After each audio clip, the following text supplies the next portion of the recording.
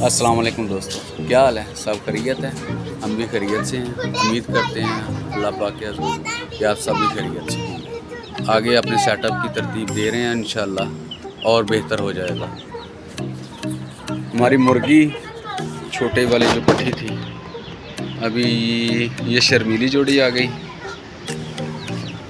रात बीमार हो गई थी और इसका ट्रीटमेंट चल रहा है। इंशाल्लाह अब काफ़ी सेहत पहले से बेहतर है। इसका जो इलाज किया है वो भी आप लोगों के साथ शेयर करूंगा इंशाल्लाह रिज़ल्ट के साथ आगे। रात काफ़ी इसे झटके लगे, पहले तो समझ नहीं आई कि मसला क्या है, तो काफ़ी अजीब हरकतें कर रही थी। जब पकड़ा इसे तो महसूस हुआ कि टेम्परेचर है, बुखार हो गया था। फिर इसका रात में इलाज किया, सुबह फिर इलाज किया और दोपहर में भी इसे मेडिसिन वगैरह दी है। इन्हें आपस में इसलिए बांधा हुआ है कि भाई ये उड़ जाती हैं,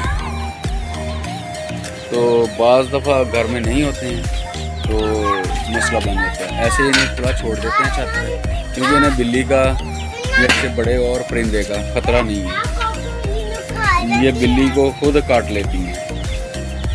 मौसम भी काफ़ी ख़राब हो रहा है।